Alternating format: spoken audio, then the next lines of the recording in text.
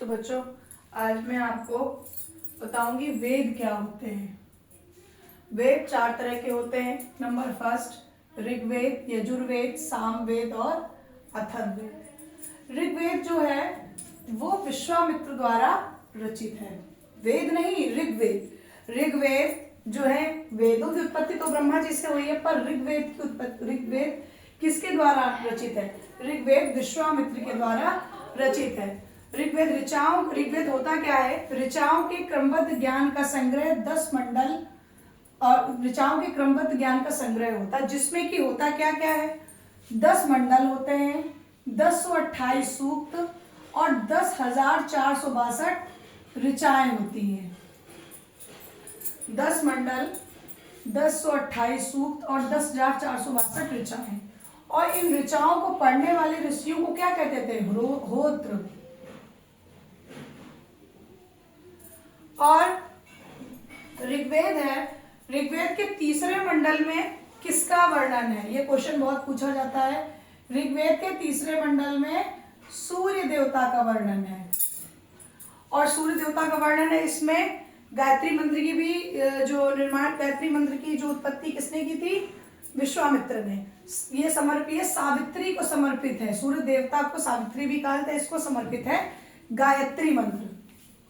और ऋग्वेद में 9वें मंडल में किसका उल्लेख है? देवता सोम का उल्लेख है। 8वें मंडल में हस्तलिखित ऋचाओं को क्या कहते हैं? खेल। ऋचाओं को खिल किस मंडल में कहते हैं? 8वें मंडल में। 10वें मंडल में किसका वर्णन है? पुरुष सूक्त और सूर्य सूक्त का। सूर्य सूक्त विवाह श्लोक होता है और पुरुष सूक्त जो होता है ब्रह्मांड के सृजन का सूक्त होता है। तो बच्चों, और जो 4 वर्णों की कल्पना ब्राह्मण, क्षत्रिय, वैश्य और शूद्र, ये इन्हीं वर्णों में की गई। 4 वर्णों की कल्पना ब्राह्मण, क्षत्रिय, वैश्य तथा शूद्र, ये किसमें की गई? ऋग्वेद में। और ऋग्वेद का सबसे बड़ा मंडल कौन सा है? 10वां मंडल। ऋग्वेद में अधन्या किसको कहते हैं? अधन्या कहते हैं गाय को, जिसका वध नहीं किया जा सकता। और ऋग्वेद में किसका उल्लेख है? किसका उल्लेख नहीं है? परमात्मा का उल्लेख नहीं है, पर उल्लेख किसका है? ब्रह्म का।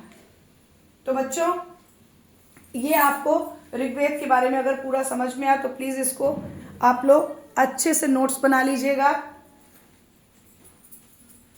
अब हम पढ़ाते हैं यजुर्वेद के बारे में।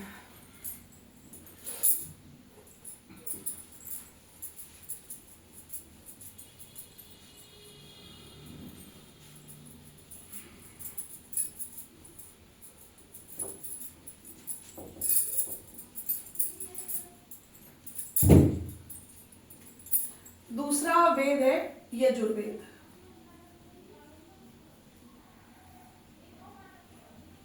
इसमें क्या है? बलि के समय जब किसी भी पशु की बलि दी जाती है, बलि के समय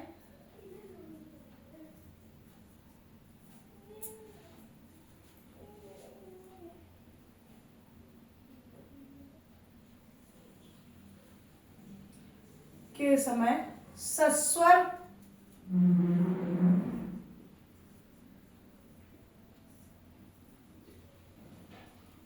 मंत्रों के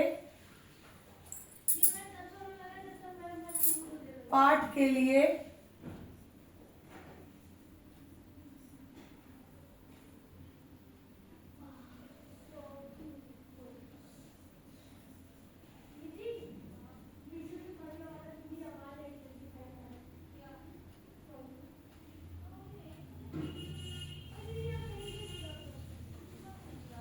नियमों का संकलन। मतलब एक तरीके से है कि बलि के समय जो नियम होते हैं, उनको बलि के समय के जो नियम बनाए उनको सस्वर मंत्रों के पाठ से, सस्वर मंत्रों के रूप में वो वर्णित है। बलि के समय सस्वर मंत्रों के पाठ के लिए क्या है? नियमों का संकलन है। और यजुर्वेद में यज्ञ विधानों का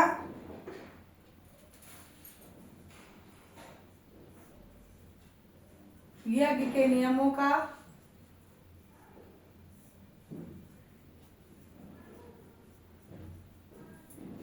वर्णन। ये एक ऐसा वेद है जो गद्य एवं पद्य दोनों में, कवित्व के रूप में, काव्य के रूप में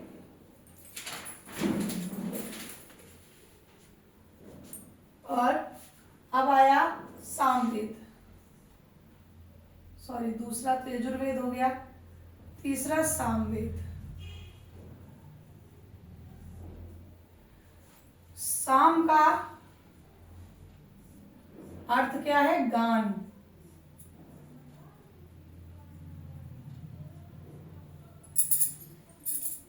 यह यज्ञ के समय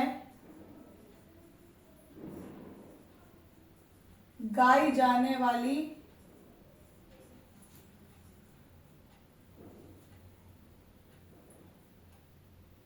इसमें यज्ञ के समय गाई जाने वाली ऋचाओं, जिनको मंत्र भी कहते हैं, मंत्रों का वर्णन, मंत्रों का वर्णन है। और इन ऋचाओं को पढ़ने वाले क्या कहते थे? ये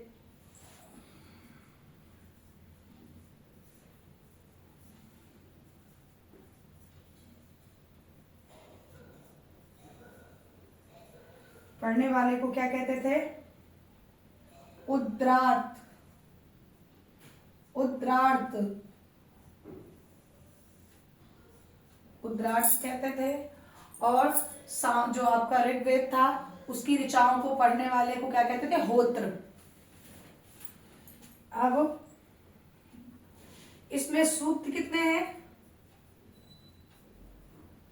सूक्त 1810,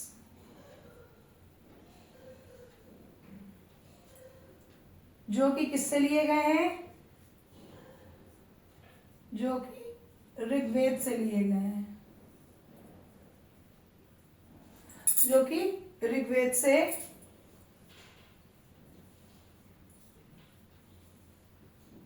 लिए गए हैं।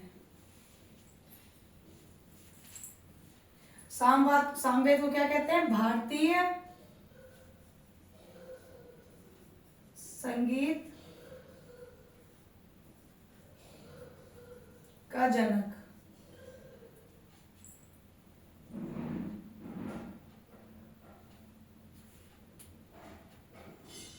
और यजुर्वेद और सामवेद में कोई विशेष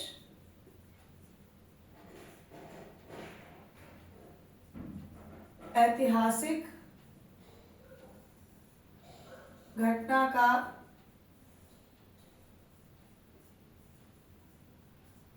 सॉरी ये कोई नहीं, इसमें कोई ऐतिहासिक है तो आपको ऐसे भी बता सकते हैं। तो ये तो हो गया यजुर्वेद। यजुर्वेद क्या है? बलि के समय या बलि के समय जो नियम होते हैं उन नियमों का पालन करने का, नियम के पालन करने के नियम, कि बलि के समय क्या क्या नियम पालन होने चाहिए, और बलि के समय जो सस्वर मंत्रों का जो पाठ होता है उसका संकलन है आपके यजुर्वेद में। और यज्ञ के नियमों का वर्णन, कि यज्ञ में क्या क्या नियम होते हैं यज्ञ के, और उसकी ऋचाओं का वर्णन, की यज्ञ कराते समय क्या क्या मंत्रोच्चार होने चाहिए। अब है सामवेद। साम का अर्थ है गान। इसमें भी एक तरीके से जो ऋचाएं हैं, जो मंत्र हैं, उनको गाया जाता है। इसमें यज्ञ के समय गाई जाने वाली ऋचाओं का वर्णन सामवेद में क्या किया गया है? यज्ञ के समय गाए जाने वाले मंत्रों का वर्णन है। इसमें नियमों का वर्णन था, इसमें ऋचाओं का वर्णन है। इसको पढ़ने वाले को क्या कहते हैं? उद्रार्थ। सूक्त कितने हैं? 1810। जो कि ऋग्वेद से लिए गए हैं। भारतीय संगीत का जनक मैं आपको अगले वीडियो में ऋचाएं और ऋचा हो गई, गद्य, पद्य, सूक्त, इन सभी को विस्तार से बताएंगे ताकि जब आप इनको पढ़ें तो आपको कंफ्यूजन न क्रिएट हो। जो कि ऋग्वेद से लिए गए। भारतीय संगीत का जनक कौन सा वेद है? आपका सामवेद। भारतीय संगीत का जनक आपका सामवेद है। तो बच्चों इनको भी आप लोग अच्छे से नोट कर लीजिएगा।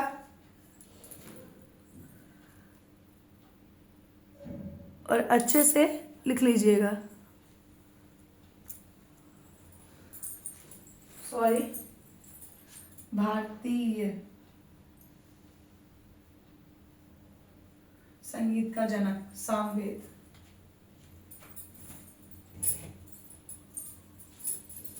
अब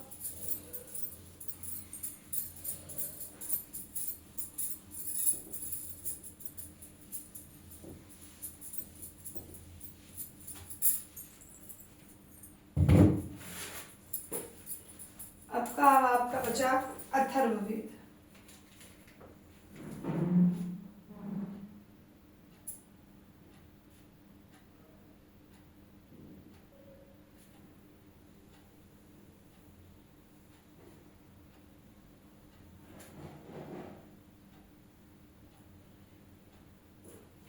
अथर्ववेद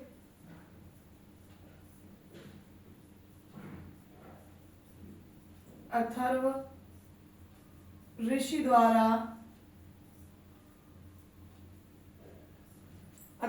द्वारा रचित। इसमें क्या है? 731 मंत्र और 6000 पद्य। औषधियों का उल्लेख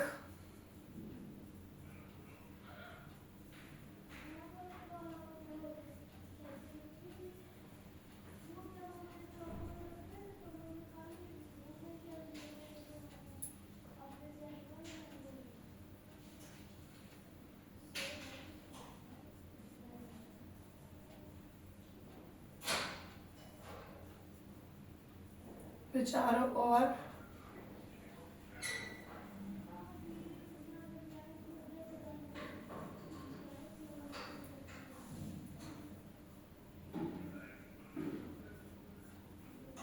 अंधविश्वासों का वर्णन।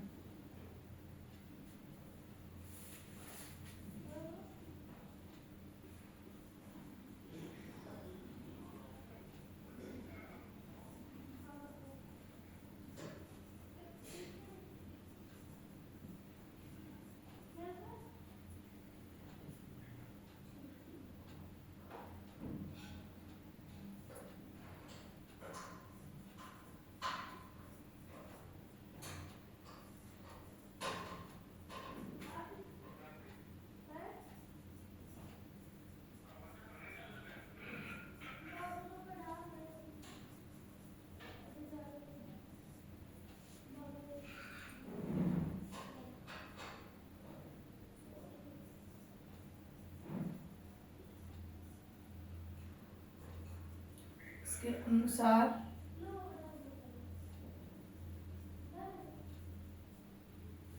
सभा व समिति को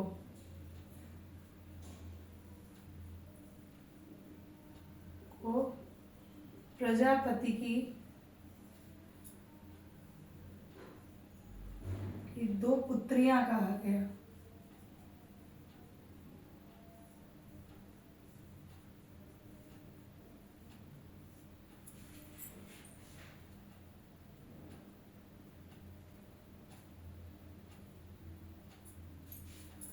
और इसमें आपको ऋग्वेद यजुर्वेद की शाखाएं बताते हैं। ऋग्वेद की शाखा है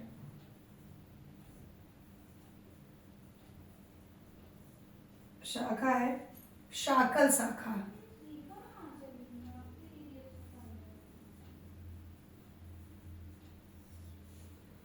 और यजुर्वेद की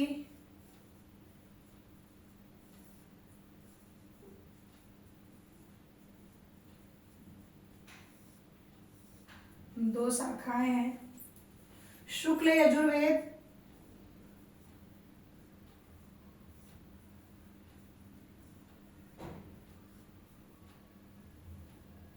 और कृष्ण यजुर्वेद।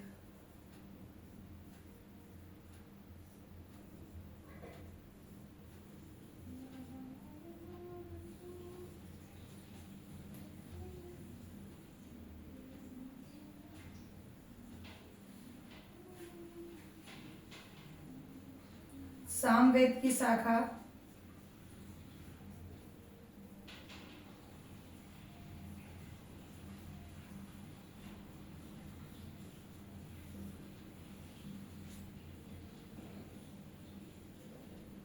सामवेद की शाखा है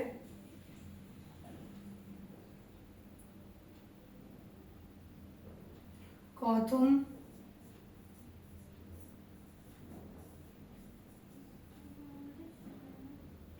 कौथुम राणायनीय,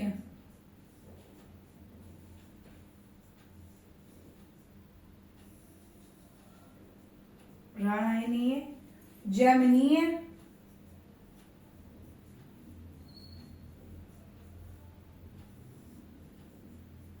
एवं तलवकार।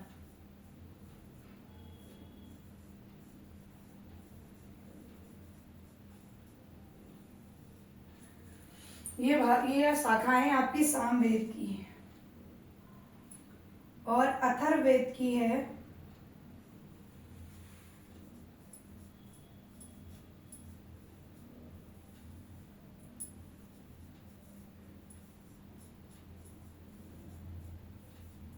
शाखा शौनक और पेपलाद।